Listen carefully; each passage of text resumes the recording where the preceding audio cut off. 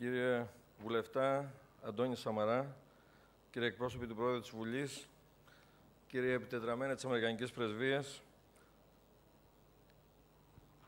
κύριε Γενική Γραμματέα του Υπουργείου Οικονομίας και Οικονομικών, τον τέος διοικητή της ΑΤΕ Αδαμάντιο Πεμπελάση, τον Πρόεδρο των Ελληνικών Πετρελαίων, τον κύριο Χριστοδούλου, τον Πρόεδρο και Διευθύνοντα Σύμβουλο της Ασπίς Bank, κύριο Καρατζά, τον Επίτιμο Πρόεδρο της Eurobank, κύριο Γόντικα, τον Διοικητή του ΙΚΑ, κύριο Μέργο, κυρίες και κύριοι. Πριν από 14 μέρες ακριβώς, εγκαινιάσαμε το σύγχρονο κέντρο τεχνολογίας της ΑΤΕ Bank, μια σημαντική υποδομή για το μέλλον της τράπεζας που μας εισάγει με αξιώσεις στη νέα εποχή και σε καινοτόμες εφαρμογές στην τραπεζική μας λειτουργία. Κοιτάζοντας όμως προς το μέλλον, δεν μπορούμε να αγνοήσουμε το παρελθόν, δεν μπορούμε να αγνοήσουμε την ιστορία μας. Είμαστε χρονικά λίγο πριν τη συμπλήρωση 80 χρόνων προσφοράς της ΑΤΕ Bank, γράφοντας μια νέα σελίδα στην ιστορία της.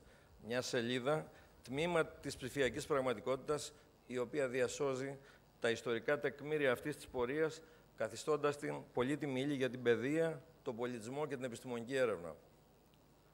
Το ιστορικό αρχείο της ΑΤΕ Bank αποτελεί μια σημαντική δεξαμενή πληροφόρησης και γνώσης της σύγχρονης ελληνικής ιστορίας που καλύπτει την περίοδο από το 1929 μέχρι τις μέρες μας. Αξιοποιεί ένα συσσωρευμένο χώρο πληροφοριών αταξινόμητο και ανεκμετάλλευτο μέχρι σήμερα και τον μετατρέπει δυναμικά σε ανταγωνιστικό πλεονέκτημα γνώσης για την τράπεζα.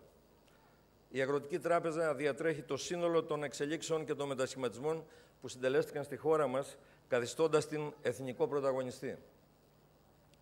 Ιδρύεται μετά τον Μικρασιατικό Πόλεμο και είναι παρούσα στη μεγάλη προσπάθεια για τη δημιουργία μιας ανθεκτικής οικονομίας που δοκιμάστηκε σκληρά από το Δεύτερο Παγκόσμιο Πόλεμο. Παρούσα στη διαχρονική προσπάθεια της Ελλάδος για κοινωνική και πολιτιστική πρόοδο. Παρούσα σε όλες τις μεγάλες στιγμές.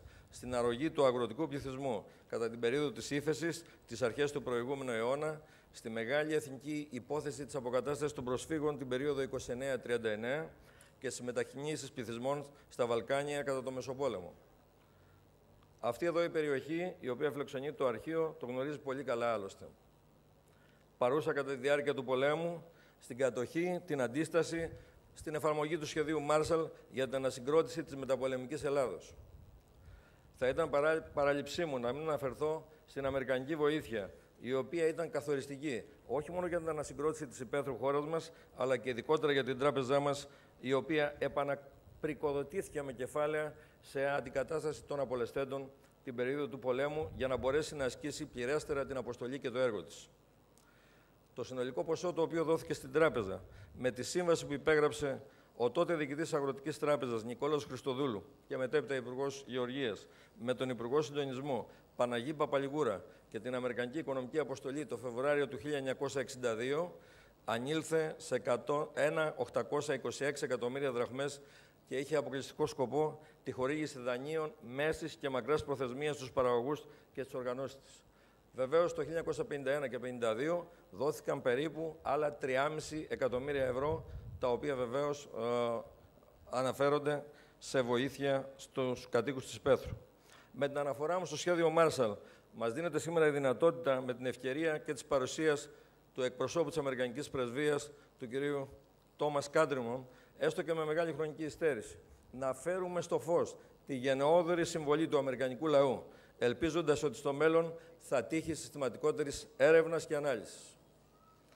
Οι παραπάνω ενδεικτικές αναφορές σε κάποιες μεγάλες ιστορικές ενότητες συμπληρώνουν τα αρχεία που αφορούν τη λειτουργία της τράπεζας, των εταιριών, του ομίλου της και των ανθρώπων της. Θα πρέπει να σταθώ ιδιαίτερα και στις σημαντικές προσωπικότητες που έπαιξαν το δικό τους εξέχοντα ρόλο στη μεγάλη αυτή ιστορική διαδρομή. Οι μεγαλόπνοι εμπνευστές και ιδρυτές της Αγροτικής Τράπεζας, Ελευθέριος Βενιζέλος και Αλέξανδρος Παπαναστασίου, ο Στέφανος Δέλτα, ο Αλέξανδρος Κοριζής, ο Κωνσταντίνος Γόντικας, οι πρώτοι διοικητές, για να φτάσουμε στην περίοδο της Τρίτης Ελληνικής Δημοκρατίας, την οποία διανύουμε με την τράπεζά μας και συνδέεται με μια ξεχωριστή προσωπικότητα, το Αδαμάντιου Πεμπελάση, ο οποίος απόψε είναι μαζί μας.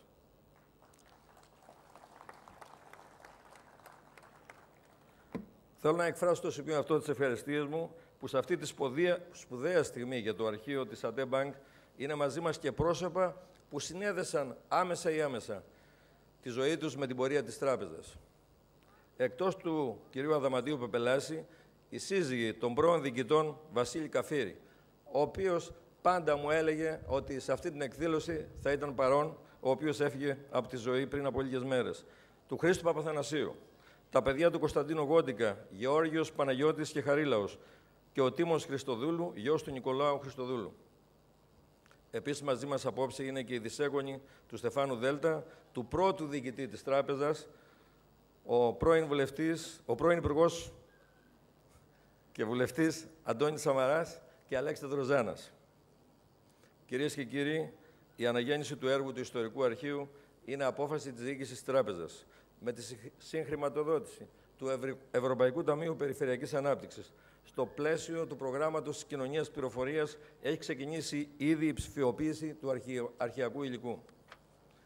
Η εκπόνηση του ειδικού επιχειρησιακού σχεδίου και η υποβολή του στην κοινωνία της πληροφορίας, η έγκρισή του για την ψηφιοποίηση του αρχειακού υλικού και η ανάληψη του έργου από μεγάλες διεθνείς εταιρείες οδήγησαν στην υλοποίησή του από το Σεπτέμβριο του 2007.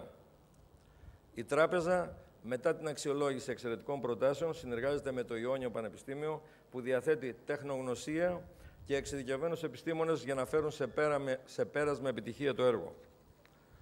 Όλες αυτές οι ενέργειες συνοδεύτηκαν από ανακαίνιση του κτηρίου και από την ανάπλαση των εξωτερικών χώρων του αρχείου για την υποδοχή της νέας υπερσύγχρονης τεχνολογίας, των εργασιών ψηφιοποίησης και τεκμηρίωσης των ερευνητικών ομάδων από την ΑΤΕ Bank και από άλλους τραπεζικούς οργανισμούς. Σήμερα, το Ιστορικό Αρχείο μπορεί να αξιολογηθεί από κάθε εξωτερικό παρατηρητή, έχοντας σημαντικές υποδομές όπως επιβάλλονται από τις απαιτήσεις της τεχνολογικής μας εποχής. Με αίθουσες τηλεδιάσκεψης, ψηφιοποίησης, τεκμηρίωσης, αλλά και ό,τι η κλασική παράδοση επιβάλλει, αρχαιοστάσιο, βιβλιοθήκες, αναγνωστήρια. Σε αυτή την προσπάθεια, πολύτιμη ήταν η συνεισφορά των στελεχών της τράπεζάς μας, που υλοποιούν το έργο της ανακαίνισης του κτηρίου και της ανάπλασης των εξωτερικών χώρων, της ψηφιοποίησης και λειτουργίας του Ιστορικού Αρχείου. Κυρίες και κύριοι, στόχος μας είναι να συνδέσουμε τη λειτουργία του σύγχρονου Ιστορικού Αρχείου με τις προσδοκίες της τράπεζας για την αποτελεσματική διαχείριση της αρχαιακής πληροφορίας και το μετασχηματισμό της σε πολύτιμη γνώση. Η προσπάθεια αυτή, που ξεκίνησε από το Σεπτέμβριο του 2007, έχει διαμορφώσει ένα σημαντικό πυρήνα ψηφιακού αρχαιακού υλικού, ο οποίος σε λίγο θα βρίσκεται στη διάθεση των χρηστών του διαδικτύου μέσω διαδικτυακής πύλης. Το Ιστορικό Αρχείο της ΑΤΕ Bank δεν είναι πλέον ένας ακατέργαστος όγκος αρχαιακού υλικού, με ό,τι αυτό μπορεί να σημαίνει για την ασφάλεια και την ύπαρξή του, αλλά μια δυναμικά εξελισσόμενη ψηφιακή βάση δεδομένων, που θα μπορεί να αξιοποιηθεί από την επιστημονική κοινότητα, τα πανεπιστήμια, τους ερευνητές και από κάθε ενδιαφερόμενο. Μετασχηματίζεται σε ένα πολύτιμο σύμβουλο για τη μελέτη της ελληνικής οικονομίας και της κοινωνικοπολιτικής εξέλιξης του κράτους μέσω της διαχείρισης των πληροφοριών που αντλούνται από το ψηφιοποιημένο αρχαιακό υλικό.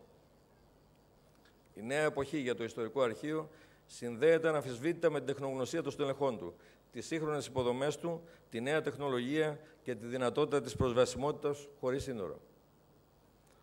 Σήμερα, που η Αττική δοκιμάζεται από τις πυρκαγιές, η ΑΤΕ Bank, με αίσθημα κοινωνικής υπευθυνότητας και ευαισθησίας για το περιβάλλον και τους συνανθρώπους μας, αποφάσισε να διαθέσει όσα προορίζονταν για τη φιλοξενία σας εδώ, στην Τράπεζα Αγάπης της Εκκλησίας του Αγίου Ιωάννη και στον Ορφανοτροφείο Καλυθέας.